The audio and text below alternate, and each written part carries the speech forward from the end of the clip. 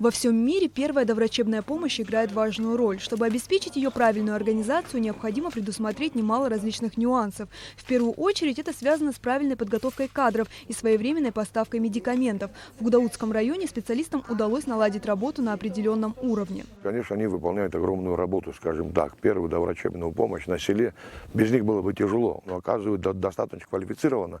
Ну а потом дальнейший этап. Второй этап уже больница. За счет квалифицированной работы специалистов в районе значительно уменьшилась смертность. Наибольшую нагрузку испытывают фельдшерско-акушерские пункты, так называемые ФАПы, расположенные в крупных селах района. Доврачебную помощь мы оказываем здесь. Бывают у нас и порезы, бывают у нас и артериальные давления, отравления. Первую помощь оказали, отправляем их в больницу. В обязанности сотрудников ФАП входит также вакцинация жителей. Село Отхара – одно из самых густонаселенных в Гудаутском районе, так что работы у медиков предостаточно.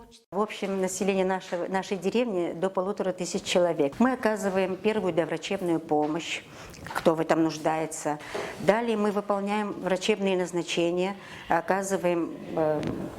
проводим капельные вливания, внутримышечные процедуры, если кому что. И если человек нуждается дальше для дальнейшего лечения и госпитализации, если он в этом нуждается, мы его отправляем уже в ближайший районный центр. Старейший и самый западный ФАП Абхазии расположен в селе Псоу Гагарского района республики. Со дня его открытия прошло более 50 лет. Все это время здесь работает фельдшер Жужана Каратян. За время своей деятельности медик успела заслужить доверие жителей населенного пункта и найти общий язык с каждым пациентом. Смогла улучшить показатели по проведению иммунизации. Я уже так поставила работу, что никто не может мне отказать в этом случае. Я очень свою работу люблю и хочу, чтобы было все четко.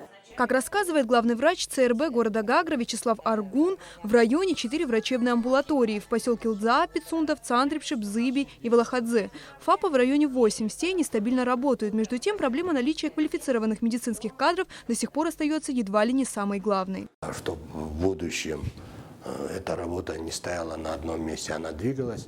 Надо сел, мне кажется, через Министерство здравоохранения квоты выбить на бесплатное питание, медсестер взять или мужчин взять, чтобы они оканчивали медвузы, а потом они где живут в селе, чтобы они работали в своих селах. Несмотря на существующие сложности, медики фельдшерско-акушерских пунктов Абхазии честно стоят на страже здоровья населения республики. Амелия Бисмарк, Абхазское телевидение.